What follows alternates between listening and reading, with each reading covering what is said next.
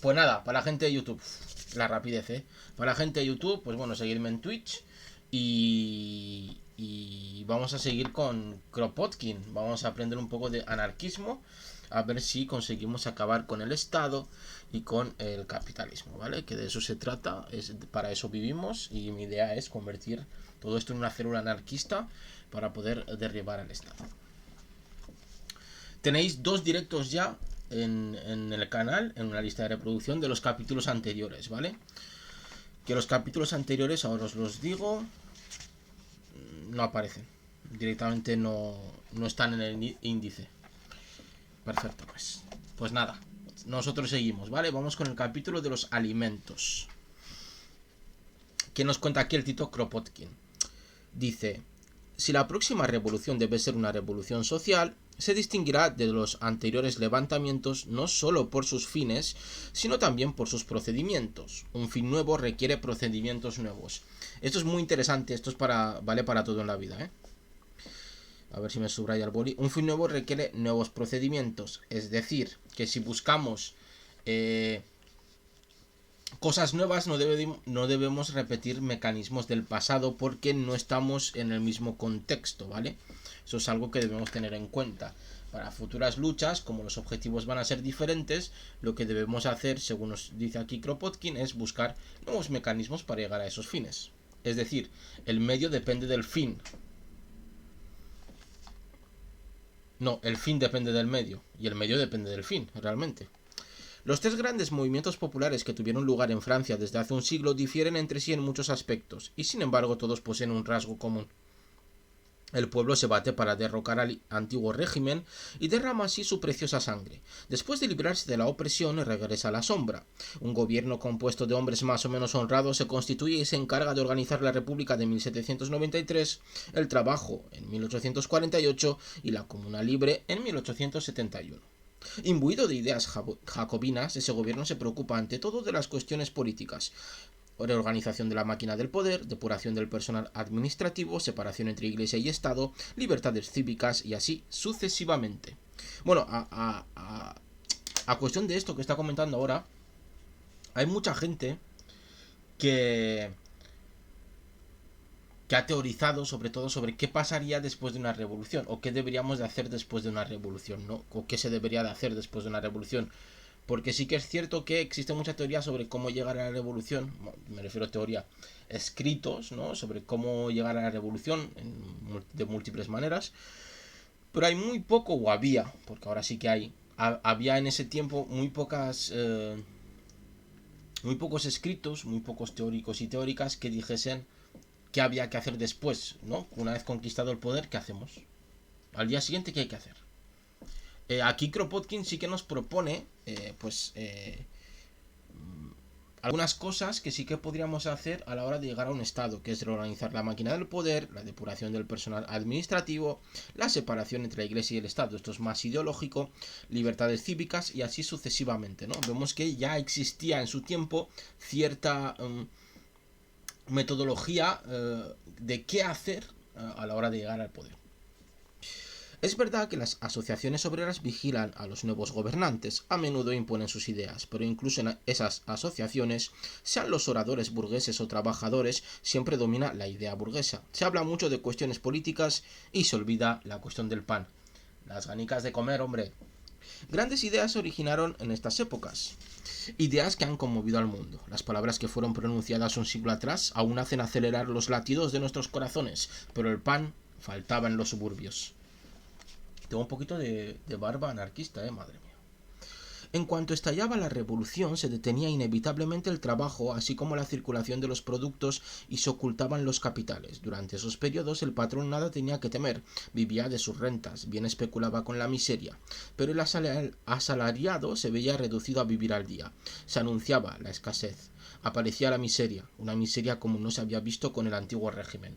Por eso muchas veces, muchos sindicatos que no dependen del Estado, de la subvención estatal, lo que hacen es cajas de resistencia, que es muchas veces mediante la cuota que uno debe pagar a la hora de afiliarse a un sindicato, pues una parte de de esa cuota va dirigida a una caja de resistencia para futuras luchas, para pagar multas o para huelgas indefinidas que requieran pues que el trabajador no trabaje y por lo tanto no perciba ningún tipo de salario, ¿no? Entonces esa caja de resistencia sirve para darle un salario mientras se está en la lucha, porque solo así podrán conseguir el fin que se han propuesto. Son los girondinos quienes nos matan de hambre, se decía por los arrabales en 1793, y se guillotinaba a los girondinos, dando plenos poderes a la montaña, a la Comuna de París. Esta se preocupaba en efecto del pan, desplegaba heroicos esfuerzos para alimentar París.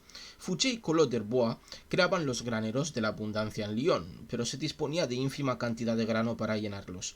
Las municipalidades luchaban para conseguir trigo, se ahorcaba a los panaderos que acaparaban grano y seguía faltando pan. Entonces la emprendían con los conspiradores monárquicos, guillotinando a 12 y a 15 diarios, criadas y duquesas, sobre todo criadas, porque las duquesas estaban en Coblenza. Pero aunque hubieran guillotinado a 100 duques y vizcondes cada 24 horas, nada habría cambiado. La miseria iba creciendo, puesto que era indispensable cobrar un salario para poder vivir, y este era inexistente. ¿Qué importancia tenían 1000 cadáveres más o menos? Entonces el pueblo comenzaba a cansarse de aquella situación. Está yendo muy bien vuestra revolución, cuchicheaba el reaccionario al oído del trabajador. Nunca habéis tenido tanta miseria.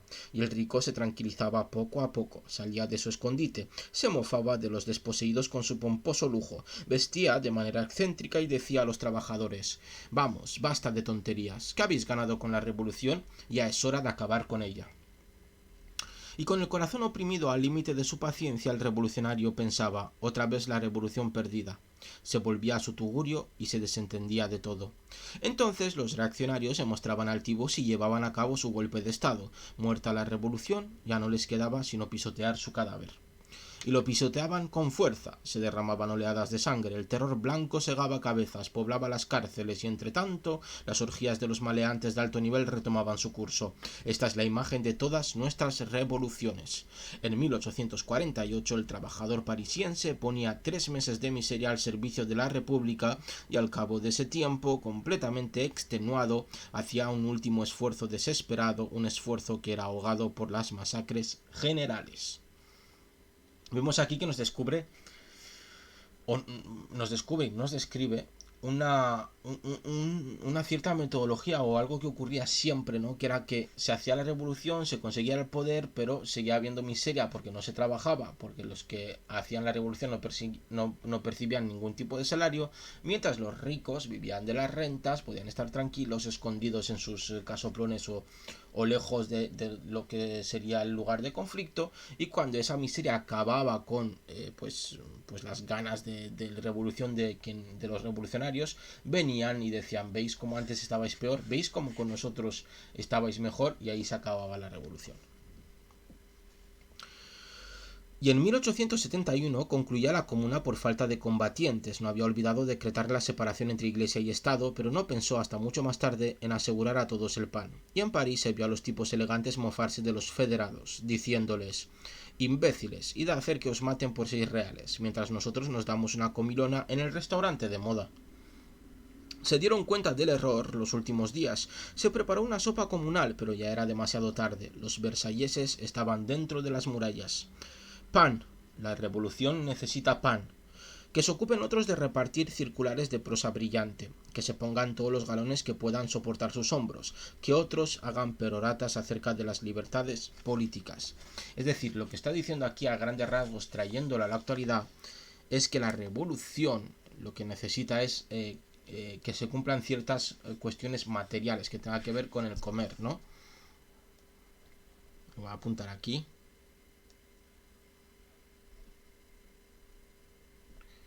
Para tenerlo apuntado, ¿no?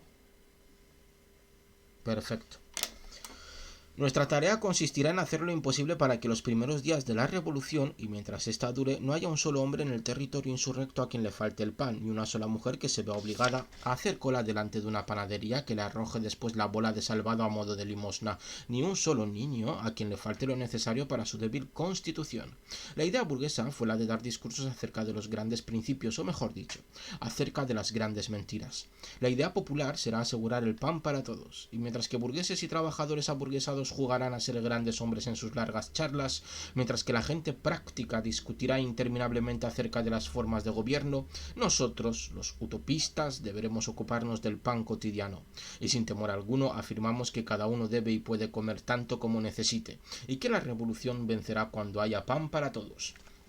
Aquí aparece en esto de la idea burguesa de mientras unos están pensando en la forma de gobierno, nosotros debemos dar pan, pues aparece el idealismo versus el materialismo. Al fin y al cabo,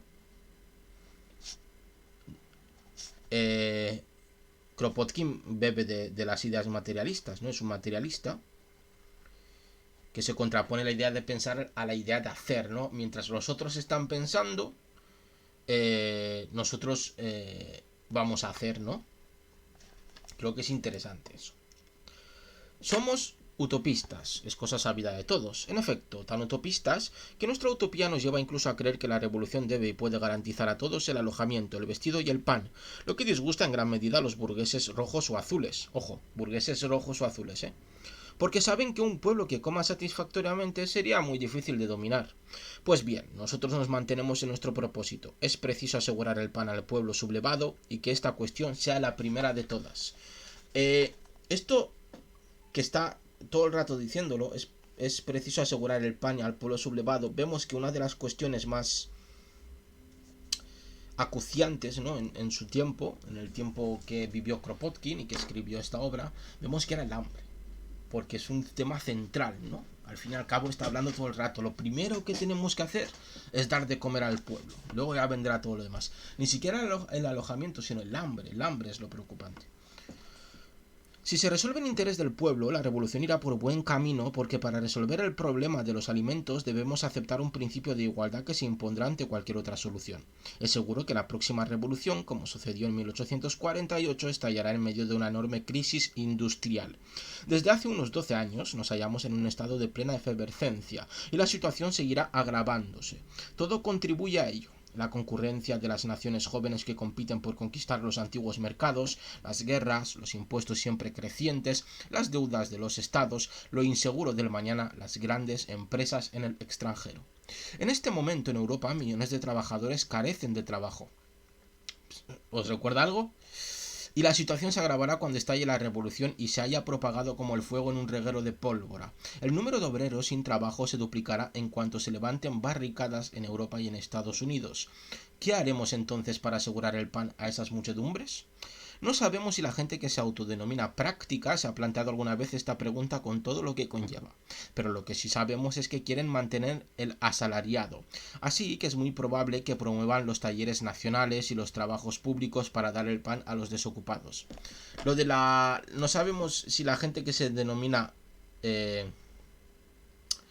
práctica, ¿vale? Esto es una crítica, si no me equivoco, a los comunistas, ¿vale?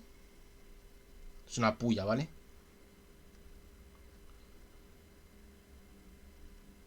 Que son los que decían lo de los talleres nacionales y todo esto. Puesto que se abrieron talleres en 1789 y en 1793, que se recurrió al mismo sistema en 1848, que Napoleón III consiguió durante 18 años contener al proletariado parisiense dándole trabajos que le cuestan hoy a París su deuda de 2.000 millones y su impuesto municipal de 90 francos por cabeza, que este excelente sistema de domar la bestia se empleaba en Roma y hasta en Egipto hace 4.000 años, que déspotas, reyes y emperadores han arrojado siempre un pedazo de pan al pueblo para tener tiempo de recoger el látigo del suelo. Es natural que las gentes prácticas preconicen el método de perpetuar el salario. ¿Para qué romperse la cabeza si se dispone del método ensayado por los mismísimos faraones de Egipto? Por eso hay una cosa que trataremos en este canal en un futuro y leeremos algunos textos de los abolicionistas al trabajo. Muchos de ellos vienen de del anarquismo, ¿vale? De las teorías filosóficas anarquistas. ¿Por qué? Porque ya desde Kropotkin vemos que el salario chirriaba, ¿vale? Chirriaba la cuestión del trabajo asalariado, chirriaba mucho, ¿no?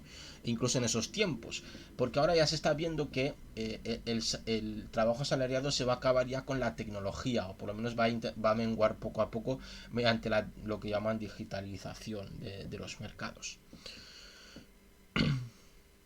Pero si la revolución tuviese la desgracia de seguir ese camino, estaría perdida. Cuando el 27 de febrero de 1848 se abrían los talleres nacionales, los obreros sin trabajo no eran más que 8.000 en París, 15 días después eran 49.000, y bien pronto iban a ser 100.000, sin contar los que acudían de provincias.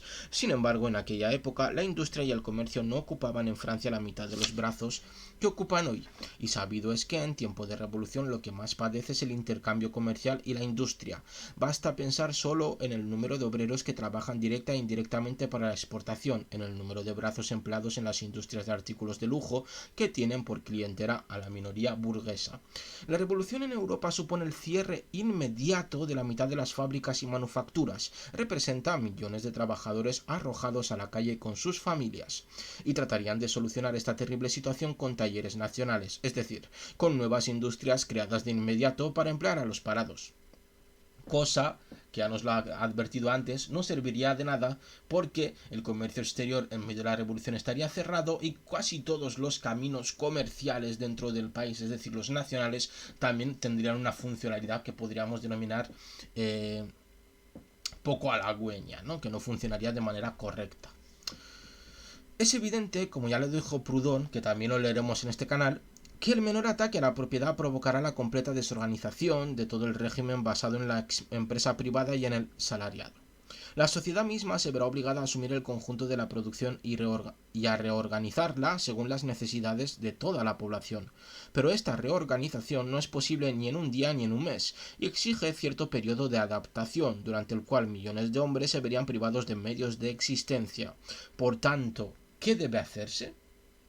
En estas condiciones no hay más que una solución verdaderamente práctica, y es reconocer la inmensa tarea que se impone, y en vez de limitarse a unos cuantos remiendos para arreglar una situación insostenible, es indispensable reorganizar la producción según los nuevos principios. En nuestra opinión será preciso, si queremos actuar de forma práctica, que el pueblo tome de inmediato posesión de todos los alimentos que haya en los municipios insurrectos, que haga un inventario y procure que no se derroche nada, aprovechando todos los recursos acumulados para atravesar el periodo de crisis. ¿Vale? Habla de la expropiación, ¿no? De que coger todos los alimentos, hacer un inventario para luego poder repartirlos, ¿no? Eso es un primer paso que hay que hacer para poder dar de comer a las personas que están sin trabajo. Y durante ese tiempo deberán con los obreros de las fábricas, ofreciéndoles las materias primas que les falten y garantizándoles la asistencia durante algunos meses, a fin de que produzcan lo que necesita el agricultor. Es decir, todo se pone... en vez de que pongamos el foco en la industria, debe ponerse, o por lo menos en esos tiempos, ¿no? Kropotkin decía que debía ponerse el foco en la agricultura, ¿no? No olvidemos que si Francia produce seda para los banqueros alemanes, las emperatrices de Rusia y las Islas Sandwich, y que si París fabrica maravillosos juguetes para los ricos del mundo entero, 2/3 de los campesinos franceses no tienen lámparas para alumbrarse, ni las herramientas mecánicas necesarias para la agricultura actual. Y por último, hacer productivas las tierras baldías, que son muchas, y mejorarlas, que no producen ni siquiera la cuarta, ni siquiera la 10ª parte de lo que producirán cuando estén sometidas al cultivo intensivo de huerta y jardinería. ¿Vale? Hay que poner a punto, pues, sobre todo la agricultura. Estoy aquí subrayando, si me veis que estoy ahí con el boli. Es la única solución práctica que somos capaces de entrever y, se quiera o no, se impondrá inevitablemente. Es muy interesante todo esto, porque así vemos los problemas que había en esos tiempos. Sobre todo eran problemas de hambre, más que de producción o de incluso de trabajo, ¿no? Al fin y al cabo, ¿qué más da si te mueres de hambre, ¿no? El rasgo predominante, distintivo del sistema capitalista actual es el salariado. Un hombre, mira, es que la inteligencia a veces, la genialidad aparece, ¿no? Ya en esos tiempos, que nos diga una cosa que actualmente también es importante, pero vemos el cambio, ¿vale? La revolución no es que haya más robots, sino la revolución pasará porque esto cambiará, ¿vale? El rasgo predominante del capitalismo dejará de ser el salariado. Un hombre o un grupo de hombres que poseen el capital necesario montan una empresa industrial, se encargan de alimentar la manufactura o la fábrica de materias primas, de organizar la producción, de vender los productos manufacturados, de pagar a los obreros un salario fijo y por último se embolsan la plusvalía o los beneficios, con el pretexto de cobrarse el coste de la gerencia, de indemnizarse del riesgo que han corrido, de las oscilaciones de precios que tiene la mercancía en el mercado. En estas pocas palabras se resume todo el sistema del salariado. Para salvar este sistema, los actuales detentadores del capital estarían dispuestos a hacer ciertas concesiones, como por ejemplo repartir una parte de los beneficios con los trabajadores o establecer una escala de salarios que dependerá de las ganancias obtenidas. En definitiva, consentirían ciertos sacrificios siempre y cuando se les deje dirigir y administrar la industria y recaudar los beneficios que ésta produzca. El colectivismo, como ya se sabe, introduce importantes modificaciones en este régimen, pero sin dejar de mantener el salariado. Pero en este caso es el Estado, es decir, el gobierno representativo, nacional o comunal, que sustituye al patrono. Muy interesante esto, ¿vale? Nos está diciendo que el colectivismo no significa, ¿vale? No significa que todo es de todos, sino que se encarga una colectividad, sea la que sea, ya comunal, ya nacional, puedes llamarla Estado, comuna, la que se encarga de esto, ¿vale? Ahí está, es una diferencia interesante. Los representantes de la nación o del municipio, sus delegados o sus funcionarios son quienes se encargan de la gerencia de la industria y al mismo tiempo se reservan el derecho de emplear en provecho de toda la plusvalía de la producción. Además, en este sistema se establece una distinción muy sutil pero llena de consecuencias entre el trabajo del peón y del individuo que ha hecho un aprendizaje previo. El trabajo del peón no es, a los ojos del colectivista, más que un trabajo simple, mientras que el artesano, el ingeniero, el científico llevan a cabo lo que Marx llama un trabajo compuesto, por lo que tienen derecho a un salario más alto. Pero peones y ingenieros, tejedores y científicos son asalariados del Estado, todos funcionarios, decían últimamente para dorar la píldora. Esto es una crítica excelente a los comunistas. Pues bien, el mayor servicio que la próxima revolución podrá prestar a la humanidad será crear un sistema en el cual no pueda aplicarse el salariado y en el que se imponga como única solución aceptable el comunismo, negación del sistema del asalariado. Ojo que el comunismo no es lo mismo que pretendían los comunistas, ojo. Aquí comunismo se refiere a otra idea, a la idea originaria, por decirlo de esta manera. Aún admitiendo que la modificación colectivista sea posible, si se hace de forma gradual durante un periodo próspero y tranquilo, no creemos que esto sea viable incluso en estas condiciones, sería imposible llevarla a cabo en periodo revolucionario porque al día siguiente de tomar las armas surgirá la necesidad de alimentar a millones de seres. Puede hacerse una revolución política sin que por ello se trastoque la industria, pero una revolución en la cual el pueblo se adueñe de la propiedad producirá inevitablemente una súbita paralización del comercio y de la producción.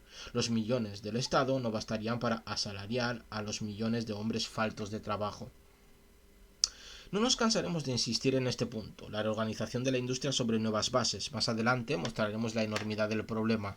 No se hará en unos cuantos días y el proletariado no podrá ofrecer años de miseria al servicio de los teóricos del salariado. Para atravesar ese periodo problemático reclamará lo que siempre ha reclamado en tales circunstancias, los alimentos a disposición de todos, el racionamiento. Por mucho que se predique la paciencia, el pueblo no estará dispuesto a transigir, y si todos los alimentos no están en la disposición de todos, saquearán las panaderías. ¿Vale? Es decir, que los alimentos deben estar a disposición de todos, es decir, del comunismo, y racionalizarse. Si el empuje del pueblo no es lo bastante fuerte, se fusilará a la gente. Para que el colectivismo pueda establecerse necesita ante todo orden, disciplina, obediencia. Y los capitalistas sacarán provecho de la situación. Si aquellos que se llaman revolucionarios fusilan al pueblo, este pronto acabará renegando de la revolución, de manera que estos mismos capitalistas prestarán sin duda su apoyo a los defensores del orden, aun tratándose de colectivistas. Más adelante ya buscarán el medio de aplastar a estos últimos. Si se restablece el orden de esta manera, las consecuencias son fáciles de prever. No se limitarán a fusilar a los saqueadores, habrá que eliminar a los inspiradores del desorden, restablecer los tribunales, la guillotina y los revolucionarios más entusiastas subirán al cadalso. Ocurrirá lo mismo que en 1793. nos enseña aquí un proceso de cómo se utiliza, pues, el juego político del poder y aprovecharse, ¿no? Una cierta astucia maligna para volver a conseguir el poder y cómo se utiliza incluso la propia revolución para ir en contra de la revolución. Notemos como triunfo la reacción del siglo pasado. Primero se guillotinó a los hebertistas, a los enragés, a quienes con el recuerdo reciente de las luchas llamaba Mignet los anarquistas. No tardaron en seguirlos los dantonianos, y cuando los robespierristas hubieron guillotinado a estos revolucionarios, les tocó el turno de subir también al patíbulo, por lo que el pueblo, disgustado y viendo perdida la revolución, dejó obrar a los reaccionarios. Esto me recuerda a lo de vinieron a por mi vecino comunista y no hice nada, vinieron a por el judío y no hice nada, vinieron a por las mujeres, no hice nada, hasta que vinieron a por mí. Esto parece ser lo mismo, ¿no? Es decir, lo que está diciendo aquí Kropotkin es, primero atacaron a los más radicales, luego a los siguientes y luego a los menos radicales y ya pues no había nadie a quien atacar. Si el orden queda restablecido, decimos nosotros, los colectivistas guillotinarán a los anarquistas, los posibilistas guillotinarán a los colectivistas, que a su vez serán guillotinados por los reaccionarios. La revolución tendría que volver a empezar. Pero todo induce a creer que el empuje del pueblo será lo bastante fuerte y que cuando se haga la revolución la idea del comunismo anarquista habrá ganado terreno. No es esta una opción imposible, pues es el pueblo el que nos la revela, y cada vez habrá más comunistas a medida que se dé cuenta de que no existe otra solución. Y si el empuje es bastante fuerte, la situación tomará otro giro. En vez de saquear panaderías para ayunar mañana, el pueblo de las ciudades insurrectas tomará posesión de los graneros de trigo, de los mataderos, de los almacenes de comestibles. En una palabra, de todos los víveres disponibles. Ciudadanos de buena voluntad se dedicarán en el acto a inventariar lo que se encuentre en cada almacén y en cada granero. En 24 horas la comuna insurrecta sabrá lo que París no sabe aún a pesar de sus comités de estadística y lo que nunca supo durante el sitio, cuántas provisiones encierra la ciudad. 2 veces en 24 horas se habrán impreso millones de ejemplares de tablas exactas de todos los víveres, de los sitios donde están almacenados y de los medios para distribuirlos. En cada manzana de casas, en cada calle y en cada barrio, se organizarán voluntarios, los voluntarios de los alimentos, que sabrán entenderse y mantenerse al tanto de sus respectivos trabajos, que no vengan a interponerse las bayonetas jacobinas, que los teóricos que se hacen llamar científicos no vengan a enredarlo todo, o más bien, que enreden cuanto quieran siempre y cuando no se les deje dar órdenes. Y con ese admirable espíritu organizador espontáneo que tiene el pueblo en tan alto grado, en todas sus capas sociales y que tan raras veces le permiten ejercitar, surgirá en plena efervescencia revolucionaria un servicio libremente constituido para suministrar a cada uno los víveres indispensables. Que el pueblo tenga las manos libres y en 8 días el servicio de los víveres se hará con una regularidad admirable. Quien no haya visto jamás al pueblo laborioso manos a la obra, o los que se han pasado toda la vida metidos entre montones de papeles, tal vez duden de esa capacidad. Hablad del espíritu organizador de ese gran desconocido, el pueblo, a aquellos que lo han visto en París en las jornadas de las barricadas, o en Londres durante la última gran huelga cuando tenía que alimentar a 500.000 de hambrientos, y os dirán cuán superior es a los oficinistas. Por otra parte, aunque hubiera que padecer durante 15 días un cierto desorden parcial y relativo, poco importa. Para las masas siempre será mejor que lo que hoy existe. Además, en tiempos de revolución se cena, sin quejas, riendo o más bien discutiendo con salame y pan duro. En todo caso, lo que surgiría de forma espontánea debido a las necesidades inmediatas del pueblo sería infinitamente preferible a todo lo que se pudiera inventar entre 4 paredes, en medio de libros o en las oficinas del ayuntamiento. Inevitablemente el pueblo de las grandes ciudades se verá conducido a apoderarse de todos los víveres, procediendo de lo simple a lo complejo para satisfacer las necesidades de todos los habitantes. Cuanto antes se haga, mejor será. Cuanta más miseria se evite, menos luchas intestinas habrá. Pero ¿sobre qué bases podría organizarse el disfrute de los alimentos en común?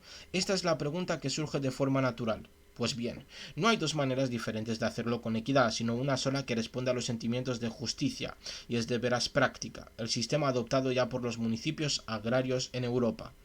Veamos un municipio rural, no importa dónde, incluso en Francia, donde los jacobinos han hecho todo lo posible para destruir los usos comunales. Si el municipio posee un monte, por ejemplo, mientras no falte leña menuda, cada cual tiene derecho a coger cuanta quiera, sin más reparo que la opinión de sus convecinos. En cuanto a la leña gruesa, como toda es poca, se recurre al racionamiento. Aquí se practica el principio de escasez, ¿vale? Porque está diciendo, bueno, si hay leña, que coja todo el mundo la que desee, y si no la hay, habrá que recurrir al racionamiento. Lo mismo sucede con los prados comunales. Mientras haya de sobra para todo el municipio, nadie controla lo que han pastado las vacas de cada vecino, ni el número de animales que pastan. Solo se recurre al reparto o al racionamiento cuando los prados son insuficientes. Toda Suiza y muchos municipios de Francia y de Alemania, donde hay prados comunales, practican ese sistema. Y en los países de la Europa oriental, donde se encuentra a discreción la leña gruesa o no falta suelo, los aldeanos cortan los árboles en los montes con arreglo a sus necesidades. Cultivan tanto terreno como les hace falta, sin pensar en racionar la leña gruesa ni en dividir la tierra en parcelas. Sin embargo, se racionará la leña gruesa y se repartirá el suelo según las necesidades de cada vecino en cuanto falten una y otro, como ya sucede en Rusia. En definitiva, coger lo que uno quiera de aquello que abunde, racionar lo que escasea y debe repartirse. Es básicamente lo que hemos dicho con anterioridad, y creo que se basa en el principio de la escasez para hacer esta teorización. De 350 millones de habitantes que viven en Europa, 200 millones siguen aún estas prácticas totalmente naturales. Señalemos un hecho significativo. El mismo sistema prevalece también en las grandes ciudades, al menos para un objeto de consumo que se encuentra ahí en abundancia: el agua suministrada a domicilio. Mientras basten las bombas para abastecer las casas sin temor a que falte el agua, a ninguna compañía se le ocurrirá la idea de reglamentar el uso que se haga del agua en cada casa. Que gasten la que quieran. Y si se teme que falte el agua en París durante los grandes calores, las compañías saben muy bien que basta una simple advertencia de 4 líneas puestas en los periódicos para que los parisienses reduzcan el consumo y no la malgasten. Pero si llegase a faltar el agua, ¿qué haríamos? Se recurriría al racionamiento, y esta medida está natural, está tan en la mente de todos que en París en 1871 se reclamó el racionamiento de los víveres en las dos ocasiones en que la ciudad estuvo sitiada. ¿Es necesario pues entrar en detalles y elaborar gráficos acerca de cómo podría funcionar el racionamiento? ¿Demostrar que sería infinitamente más justo que cuando hoy existe? ¿Que cuanto hoy existe? Con esos gráficos y esos detalles no convenceríamos a los burgueses, ni lamentablemente a los trabajadores aburguesados, que consideran al pueblo como una aglomeración de salvajes que se romperían la crisma entre ellos en cuanto no funcionase el gobierno. Pero solo quien no ha visto nunca al pueblo deliberar podría pensar que, si éste fuese dueño de establecer el racionamiento, no lo establecería con arreglo a los más puros principios de justicia y de equidad. Decid en una reunión popular que las perdices deben reservarse para los delicados holgazanes de la aristocracia y el pan negro para los enfermos de los hospitales, y os abuchearán. Pero decid en esa misma reunión, predicadlo por todas las esquinas, que el alimento más delicado debe reservarse para los débiles y en primer lugar para los enfermos. Decid que si hubiese en París tan solo 10 perdices y una caja de botellas de vino de Málaga deberían llevarse a los dormitorios de los convalecientes. Decid eso. Decid que tras el enfermo viene el niño. Para él serán la leche de las vacas y de las cabras, si no hay bastante para todos. Para el niño y el anciano el último bocado de carne, y para el hombre robusto el pan a secas de verse reducidos a tal extremo.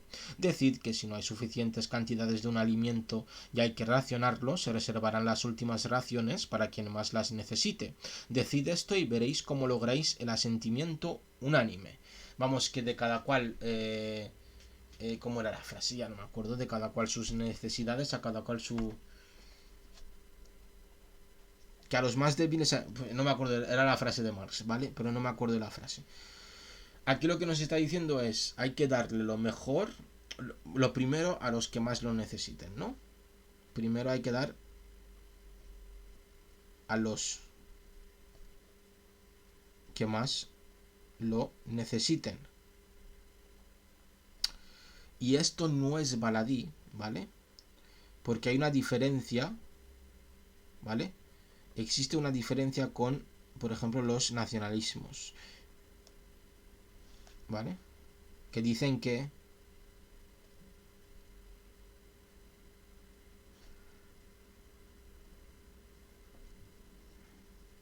que dicen que hay que dar primero de comer a mi familia, a la comunidad, antes que a los que la necesiten, ¿vale?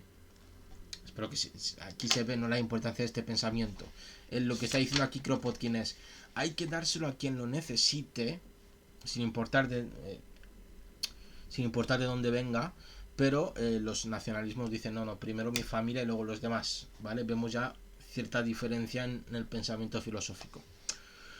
Aquel que se haya saciado no lo comprende, pero no así al pueblo. Este siempre lo ha sabido, pero aquel que se haya saciado, si alguna vez se ve tirado en la calle, también lo comprenderá cuando entre en contacto con las masas. Los teóricos, para quienes el uniforme y la escudilla del soldado son lo último en materia de civilización, pedirán sin duda que se introduzcan enseguida la cocina nacional y la sopa de lentejas.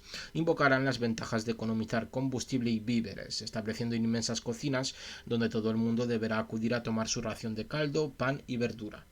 No negamos esas ventajas, sabemos muy bien lo que la humanidad ha economizado en cuanto a trabajo y combustible al renunciar primero al molino de brazo y luego al horno en que antaño cocía cada uno su pan. Entendemos que sería más económico hacer caldo para 100 familias a la vez en lugar de encender 100 hornillos.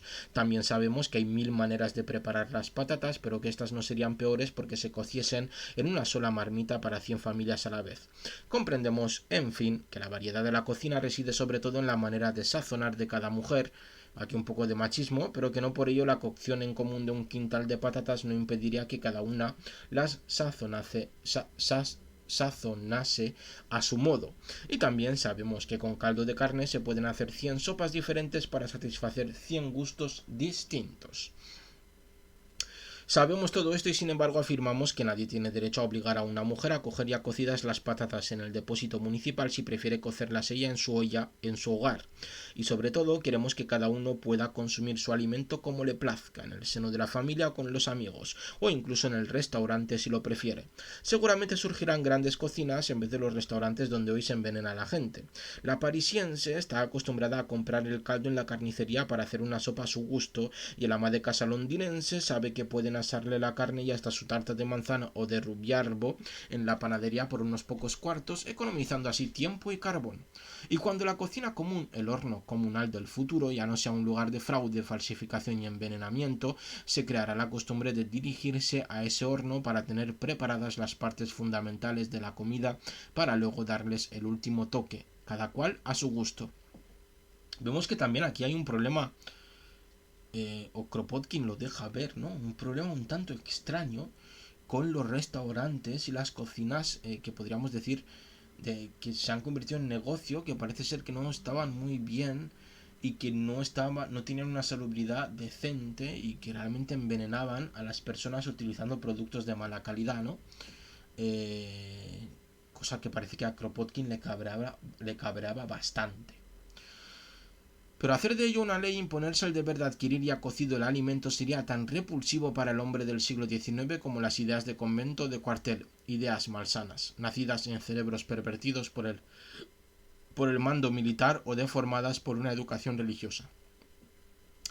¿Quién tendrá derecho a los víveres comunes? Esta será seguro la primera cuestión que se plantee. Cada población actuará según sus necesidades y estamos convencidos de que todas las acciones llevadas a cabo serán dictadas por el sentimiento de justicia. Mientras los trabajos no estén organizados, mientras dure el periodo de efervescencia revolucionario y sea imposible distinguir entre el haragán perezoso y el desocupado involuntario, los alimentos disponibles deben ser para todos, sin excepción alguna.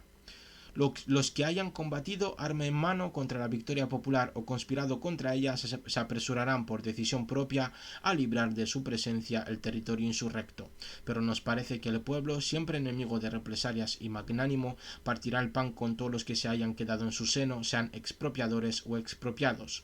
Es decir, que hay que perdonar. ¿Vale? Interesante.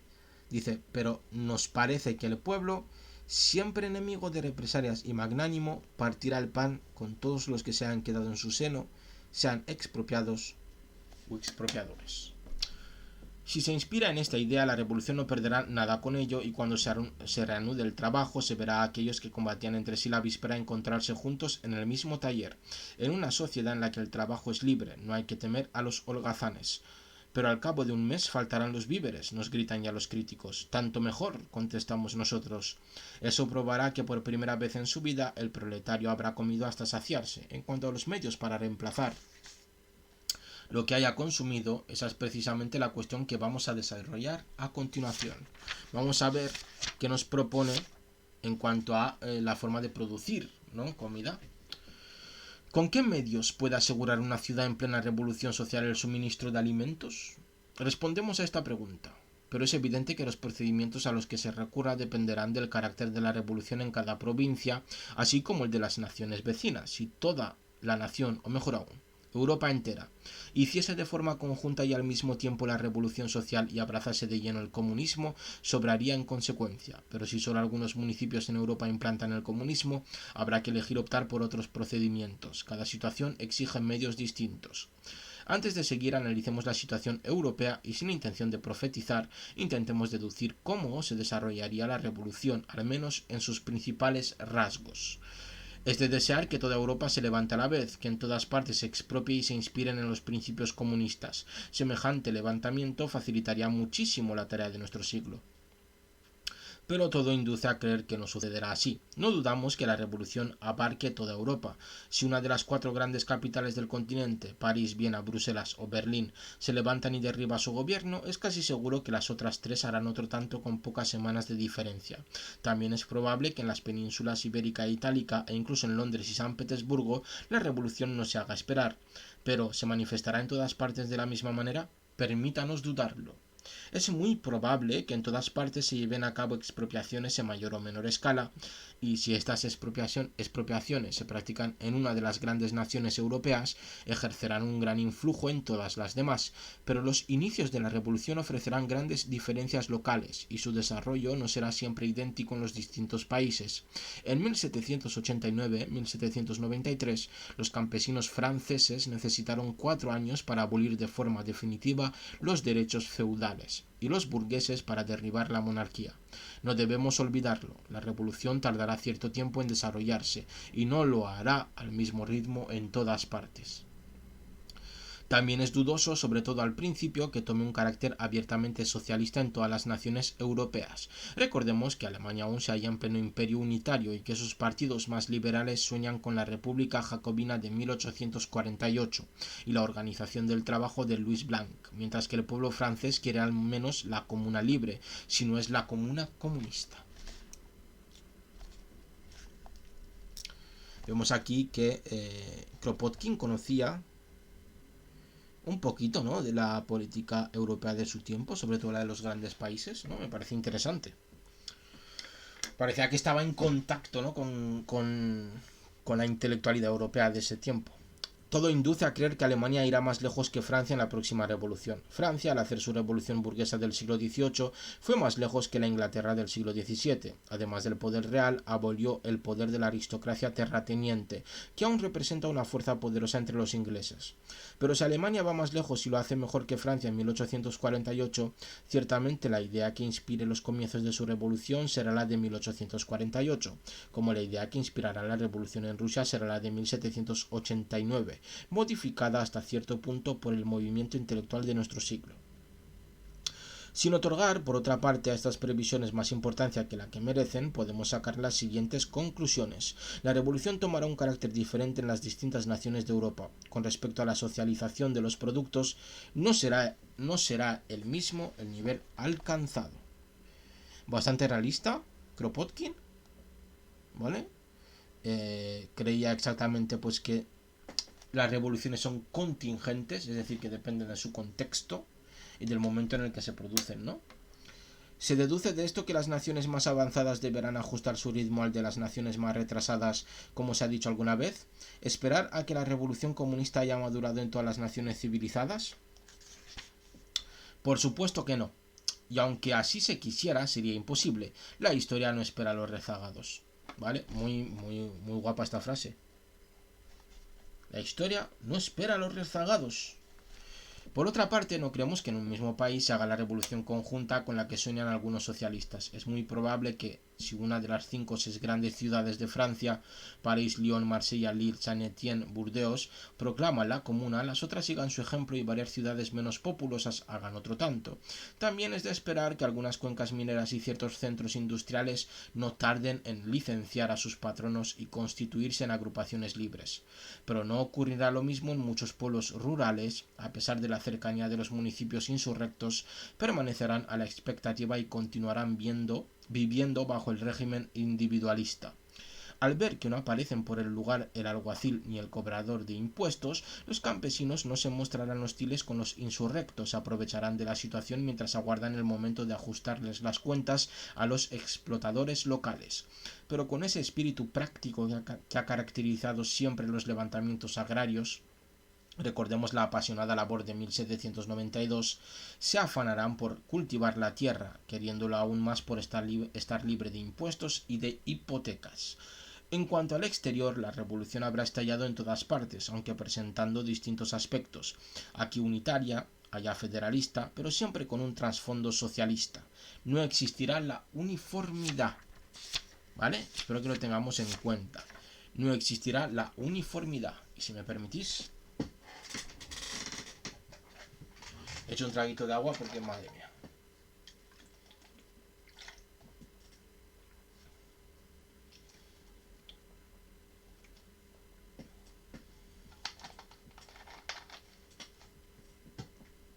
Pero ya estáis viendo que en ciertas cosas se equivoca, ¿no? Vemos que, por ejemplo, hay una cosa que hace Kropotkin que idealiza mucho al pueblo, pero hay otras cosas que sí que existe cierta como lucidez intelectual en él y se da cuenta de cosas, y esto siempre lo ha hecho en el anarquismo, que no se dan cuenta los socialistas, ¿no? Los comunistas, pues que tienen problemas mentales, casi todos ellos, ¿vale? Por eso el anarquismo es siempre mejor. Vamos a seguir. Pero volvamos a nuestra ciudad sublevada y veamos en qué condiciones tendrá que proveer a su abastecimiento. ¿Dónde tomar los víveres necesarios si la nación entera no ha aceptado aún el comunismo? Este es el problema que se plantea. Elijamos una gran ciudad francesa, por ejemplo, la capital.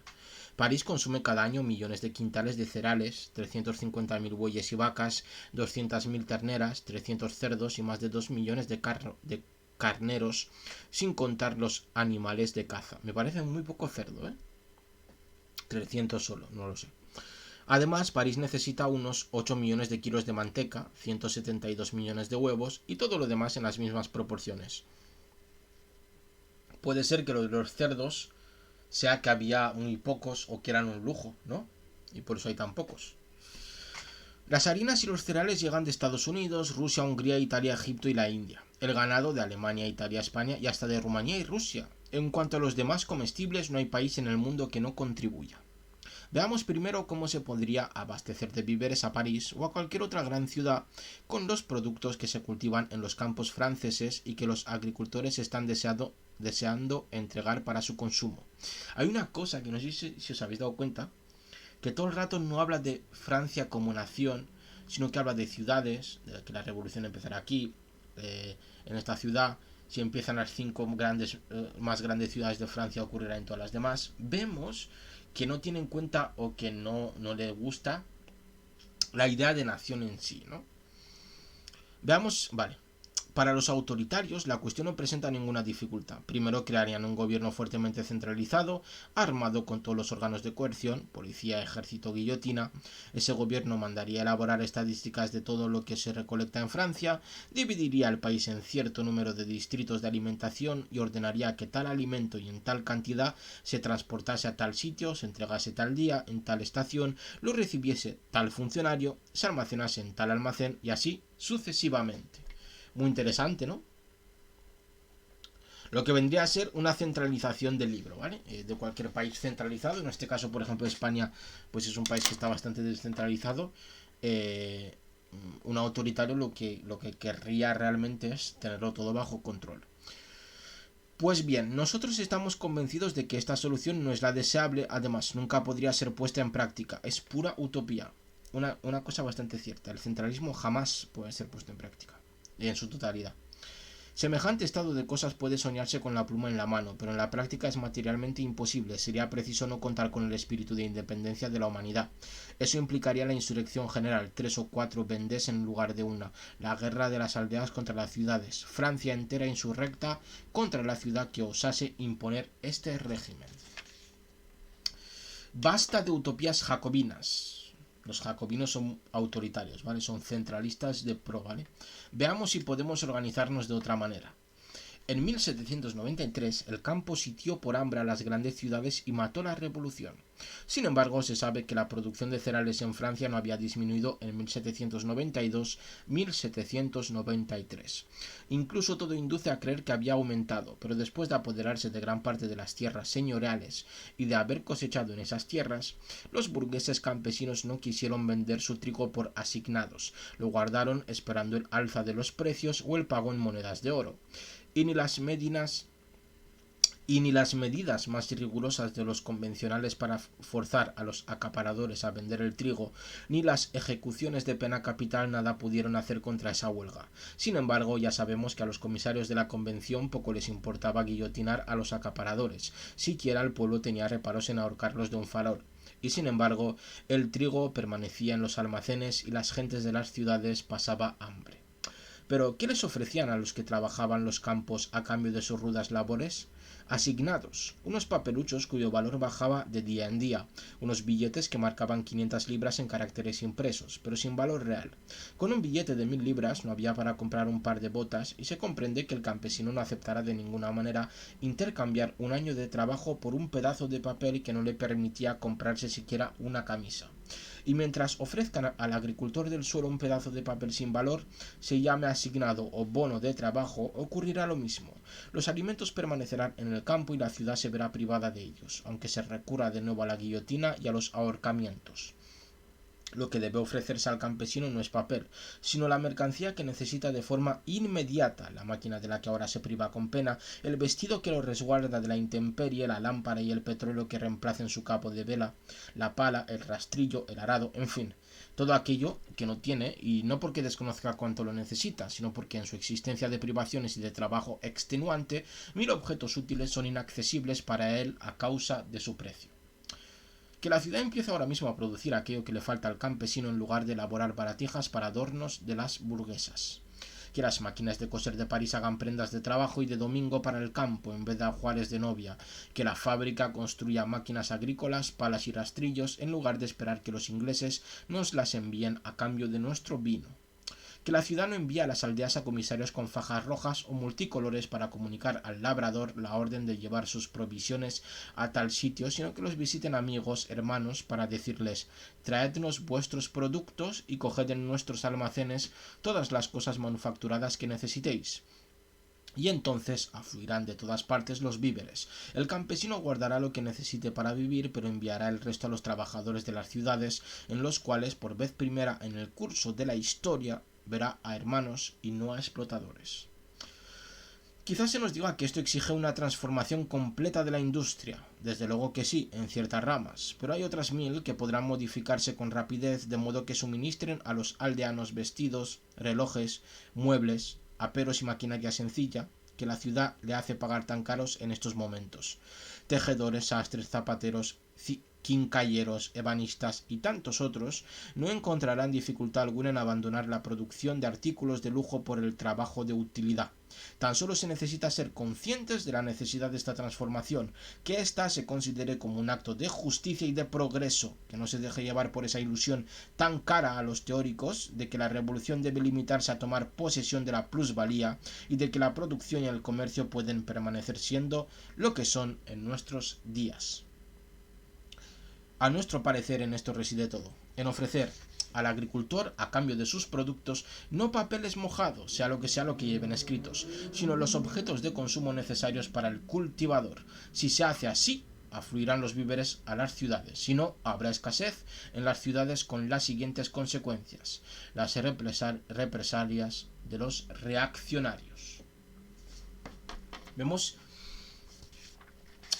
como el señor Kropotkin es, lo podemos denominar, inventarnos la palabra, agricultorista, ¿no? Que le gusta mucho, pues, el campesinado y realmente, pues, habla para ellos más que para los industriales. De hecho, el anarquismo tiene mucho que ver con el campesinado. Todas las grandes ciudades, ya lo hemos comentado, compran el trigo, la harina y la carne no solo en las provincias, sino también en el exterior. El extranjero provee a París de especias, de pescado y de alimentos de lujo, además de considerables cantidades de trigo y de carne. Pero en tiempos de revolución no podrá contarse o muy poco con el extranjero. Si el trigo ruso, el arroz italiano o indio y los vinos de España y de Hungría afluyen hoy a los mercados de la Europa occidental, no es porque los países exportadores posean un exceso de estos productos o porque broten libremente, como los dientes de león. En Rusia el campesino trabaja hasta 16 horas diarias y pasa hambre de 3 a 6 meses al año con el fin de exportar el trigo con el que paga al señor y al Estado. Hoy en día, en las aldeas rusas, la policía se presenta en cuanto se ha recogido la cosecha y vende la última vaca, el último caballo del agricultor, por atrasos de contribuciones y de rentas a los señores, cuando el labrador no se presta de buena gana a malvender el trigo a los exportadores. Hasta tal extremo que solo guarda trigo para 9 meses y vende el resto con el fin de que no le vendan la vaca por 15 francos, para poder sobrevivir hasta la próxima cosecha. 3 meses si el año es bueno, o 6 si ha sido malo. Mezcla corteza de álamo blanco a su harina, mientras en Londres saborean los bizcochos hechos con su trigo. Oh, madre mía. Oh, cómo va a ser campesino en esos tiempos, ¿eh? Pero en cuanto se instale la revolución, el labrador ruso se guardará el pan para sus hijos y él. Lo mismo harán los campesinos italianos y húngaros. También esperamos que el indio aproveche estos buenos ejemplos, así como los trabajadores de las granjas en Estados Unidos, a menos de que estos territorios no estén ya desorganizados por la crisis. Así pues, no habrá que contar con las importaciones de trigo y maíz procedentes del exterior. Toda nuestra civilización burguesa está basada en la explotación de las razas inferiores y de los países atrasados en la industria, de modo que el primer beneficio de la revolución será amenazar a esta civilización emancipando a las llamadas razas inferiores. Madre mía, vaya speech más actual, ¿eh? Pero vemos que Kropotkin entendía bastante bien cómo funcionaban las cosas y cómo siguen funcionando ahora. Si no, miremos la cuestión del Brexit. No sé si conocéis, ¿no?, lo que ha pasado en UK. Que no es una cuestión del Brexit, sino es una cuestión sobre todo de las restricciones muy grandes que se han puesto a la inmigración, no solo del exterior, sino incluso dentro de la inmigración proveniente de la Unión Europea. Como estas restricciones han hecho que trabajos, y perdón por la expresión de mierda, hayan estén vacantes y nadie pueda ocuparlos porque nadie quiere hacerlos. Solo lo hacían los extranjeros, ¿no?, los inmigrantes. No es una cuestión del Brexit, como muchos dicen, sino es una cuestión de este nacionalismo autoritario xenófobo, que ha provocado que en UK haya trabajos que no los quiera nadie por las malas condiciones y el mal salario, ¿no?, que tienen. Y aquí está diciendo lo mismo Kropotkin, ¿no? Toda nuestra economía, y realmente también pasa esto en España, ojo, y en otros países de la Unión Europea. Toda economía se basa pues en la explotación de razas inferiores, que no son razas inferiores, lo pongo entre comillas, ¿vale? Pero en seres que podríamos decir que están peor que nosotros, ¿no?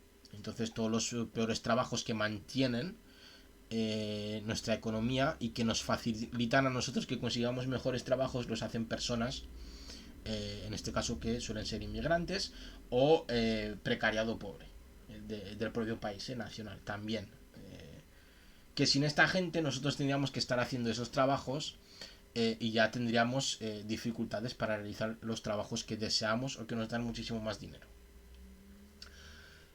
Pero ese inmenso beneficio conllevará en efecto una disminución considerable de las entradas de alimentos que afluyen hacia las grandes ciudades de Occidente. En cuanto al interior del país, es más difícil prever el desarrollo de la economía. Por una parte, el labrador se aprovechará seguramente de la revolución para enderezar su espalda siempre encorvada sobre el suelo. En vez de las 14 o 16 horas que trabaja hoy, hará bien en no trabajar sino la mitad, lo que provocará un descenso en la producción de los principales víveres, el trigo y la carne. Pero por otra parte, la producción aumentará en cuanto el agricultor ya no se vea obligado a trabajar para mantener a holgazanes. Se roturarán nuevos terrenos, se pondrán en marcha máquinas más perfectas. Jamás hubo labor tan vigorosa como la de 1792, cuando el campesino hubo recobrado de los señores la tierra que desde tanto tiempo ansiaba, dice Jules Michelet hablando de la Gran Revolución.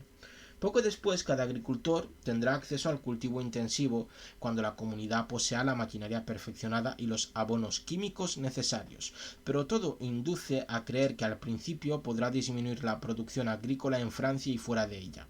Lo más sensato en todo caso es pensar que disminuirán los suministros tanto del interior como del extranjero. ¿Cómo llenar este vacío?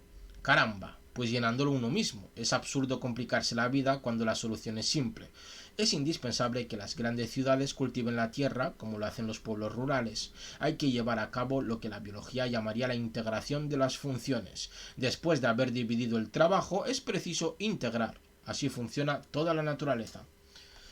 Lo que está diciendo es que como solo se cultiva, y aquí tiene un poquito de razón, es decir, solo se cultiva en el campo. No se cultiva en las ciudades, ¿no? En medio de la ciudad, por ejemplo. Pues aquí lo que está diciendo Kropotkin es, hombre, en la ciudad también hay tierra que no se está cultivando, pues hagámoslo y aumentaremos esa producción, ¿no? Para dar de comer a todo el mundo. Por otro lado, filosofía aparte, la situación nos conducirá sin remedio a ello. Si París se da cuenta de que al cabo de 8 meses se encontrará sin trigo, París lo cultivará. Tierra no falta. Alrededor de las grandes ciudades, sobre todo París, se agrupan principalmente los parques y jardines de los señores, millones de hectáreas que solo esperan el trabajo inteligente del agricultor para rodear, por ejemplo, París de llanuras mucho más fértiles y productivas que las estepas cubiertas de mantillo, pero desecadas por el sol del sur de Rusia. ¿Brazos? ¿A qué queréis que se dediquen los 2 millones de parisienses, tanto mujeres como hombres, cuando ya no tengan que vestir y entretener y divertir a los príncipes rusos, a los boyardos rumanos y a las señoras de la banca de Berlín? Disponiendo de toda la maquinaria del siglo, de la inteligencia y del conocimiento técnico del trabajador, hecho al uso de la herramienta perfeccionada, teniendo a su servicio a los inventores, a los químicos y a los agrónomos, a los horticultores de Gennevilliers, así como los instrumentos necesarios para multiplicar las máquinas y ensayar otras nuevas, teniendo por último el espíritu organizador del pueblo de París, su buen humor, su entusiasmo, la agricultura de la comuna anarquista de París era muy diferente de la de los cavadores de las Ardenas. Pronto se recurriría al vapor, a la electricidad, al calor solar y a la fuerza del viento. Pero este señor ¿sabía el futuro? ¿Qué cojones? La cavadora y la pedregadora de vapor harían con rapidez lo más duro del trabajo de preparación y la tierra, ablandada y enriquecida, esperaría impaciente los cuidados inteligentes del hombre y sobre todo de la mujer para cubrirse de plantas bien cuidadas que se renovarían 3 o 4 veces al año. Aprendiendo horticultura con los hombres del oficio, ensayando en parcelas reservadas 1000 diversos medios de cultivo, rivalizando unos con otros para conseguir las mejores cosechas, hallando en el ejercicio físico sin cansancio ni trabajos excesivos las fuerzas que tan a menudo faltan en las grandes ciudades, hombres, mujeres y niños estarían satisfechos de aplicarse a las labores del campo, que dejarán de ser un trabajo de presidiario y se convertirán en un placer, en una fiesta, en un renacimiento del ser humano.